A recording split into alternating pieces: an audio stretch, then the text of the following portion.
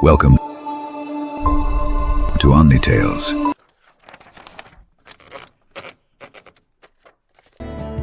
Delas casually ran her fingers through her hair, weaving a delicate ring of flowers into the shape of a crown. Then, without hesitation, she plucked a single blossom, placed it in Gary's mouth, and gently shut it closed. I know what to do, Master, she teased, her laughter intertwining with the soft hum of her hair, melding into a melodious tune. Through her golden irises, she spotted a group of fairies rough-handling a local mystica, an arachnivis, and briefly wondered, is this the reason Mystica, when scorned by nature, lashed out against those attuned to it? Of course, she might have been biased. Having only ever hosted and interacted with nature-aligned mystica, her perspective was limited. But thanks to her ancestors, who had convinced non-believers of the importance of nature sprites, or the latest term, nature mystica, in shaping their world, the Silverins had finally earned a somewhat equal seat at the World Council. If only they could see their beauty, Delas mused, smiling at the fairies. Then her expression soured. and their ugliness. Her gaze shifted to the arachnivis, and her smile flipped upside down. Let's go.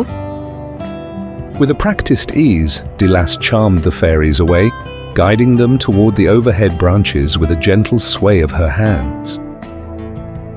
She paid no mind to the designated Centi arriving at their station. Gary had mentioned it twice yesterday, before freezing up, but in her defense, she never cared enough to remember the names of those ghastly creatures. Without knowing which Centi was approaching, she had no way of gauging its length or guessing which compartment the arcane official would exit from. Still, she could feel it. The Centi's massive claws pierced into the connecting branches of the ancient oak, the vibrations traveling through the tree's vast network. Long, whip-like antennae swept the branches ahead, sensing the path forward. Its massive pincers snapped away excess plant growth, extra mushrooms and stray branches deliberately placed along the tracks to nourish the Centis, ensuring they stayed on the designated route while carrying passengers back and forth. Delas recognized the system's ingenuity, yet she hated the process. Being the station's resident Silverin meant it was her responsibility to regrow the lost limbs of the mighty Maesler oak. The fairies scattered the moment the Arbor Centis came into view. Delas had to coax them back, swaying and twirling as she hummed a soft melody. Just a second, stay by me, for we are in this together. Her voice intertwined with the chime of her hair as she wove a flowing dress from fresh blossoms, blooming with each spin. How could anyone not want to be a Silverin, or worship one for the rest of their pathetic little lives? This always stumbled her very being. Rosera, Delas chanted the spell, tracing an arc across the station's platform with her bare foot. The fairies spiraled into motion, fluttering across the arc, leaving behind a glowing foothold made up of flowers. But she still couldn't pinpoint which carriage would carry the arcane official. So she expanded the spell. She created a flowery foothold for every carriage along the platform, all the while grimacing at the inevitable fate of her delicate petals, soon to be trampled under the grotesque shoes of passing wanderers. Above them, the Arbor Centis moved with an almost ethereal grace, gliding upside down along the towering branches of the Maesler oak. The interconnected limbs formed a twisting sky road, guiding the creature as it traversed vast distances without pause.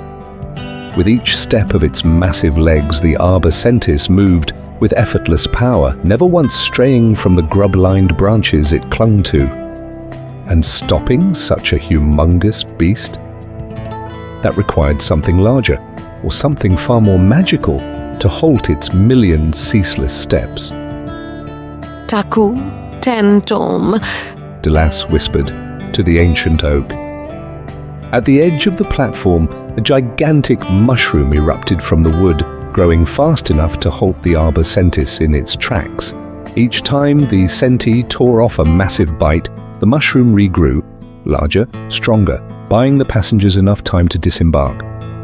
Lights or not? Delas hesitated.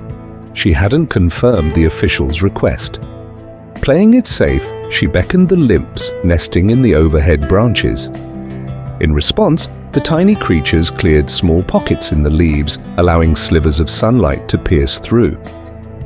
No two chambers within the arbor sentis were alike, each one highly specialized based on how much quinsel a passenger had thrown into their comfort. This made spotting the official's quarters easy. His was the most exclusive, just 2 tiers below a queen's carriage. A fairy fluttered near, whispering his name and chamber number into Delas's pointed ear. Ah, Jefferson, She acknowledged, turning toward the very end of the train beast. For a man traveling in first class, Jefferson had chosen a curiously isolated chamber. Now knowing which carriage required her charm, Delas considered removing the rest of the welcoming flowers. The low-level wanderers neither paid for them, nor did she enjoy seeing her precious blooms trampled beneath their grotesque shoes. But she had little time, so begrudgingly, she moved on. She wasn't attempting to impress Jefferson just for the sake of station decorum. He was posted close to the Queen, a simple man to solicit and bend in her favor during the next World Council. The Silverins deserved more recognition, and the right connections could make that happen. Delas spotted his carriage from a distance, but before she could reach it, impatient passengers rushed out, ignoring Gary as he fumbled to open the doors. She scowled. They blocked her path forward. Towering over the crowd, she peered into Jefferson's dark carriage. no lights? Delas cursed herself. Of course, Jefferson had requested darkness, and in her distraction, she had failed to seal all the pockets of light shining into his chamber and onto the path he'd take through the station. A blunder that could cost her an imaginary standing in Jefferson's eyes, and Gary's. Delas forced herself to focus. She needed to see Jefferson's face, memorize it. He was crucial to her plans. If she could make him remember her, she could raise her ranking among the Silverins. But the ungrateful wanderers trampled both her welcome flowers and her toes, forcing her attention away at the worst possible moment. She barely caught a glimpse of Jefferson's sigil over his shoulder before he wrapped himself in an oversized, thick blanket. And then, a spark. And everyone's world turned upside down. The fire did not roar. It shrieked, a raw, vengeful wail that tore through the air, devouring all sound but its own. What had once been a mere spark had twisted itself into a column of white-hot agony, writhing like a living thing, unchained and insatiable. It drank the air from the lungs of those who stood in its presence, leaving them gasping, unable to scream, and mortified into stunned statues. And at its heart, buried within the searing tempest, was Jefferson. His oversized blanket ignited first, curling inward like charred petals, disintegrating before it could fully burn. The sigil on his shoulder, the only mark of his existence that had reached Delas's eyes, glowed for an instant, then crumbled into embers, spiraling away.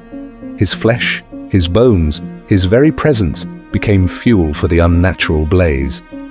The fire did not allow him to thrash or claw for survival. It held him still, erasing him from the world with merciless precision. No ash. No remains. Just nothingness. The screams had long since died, not from mercy, but because there was no mouth left to voice them. Even the fire, once ravenous and furious, began to coil inward, folding in on itself as if satisfied, followed by dead silence. Where Jefferson had stood, there was only emptiness. And then the void he left behind shuddered. A pulse of unnatural stillness spread outward, washing over the terrified crowd, sending icy tendrils into their chests, squeezing their hearts with an unspoken warning. Something about this fire was wrong. Something deeper than simple destruction. Delas clutched her arms, the scent of burnt nothingness seeping into her nostrils.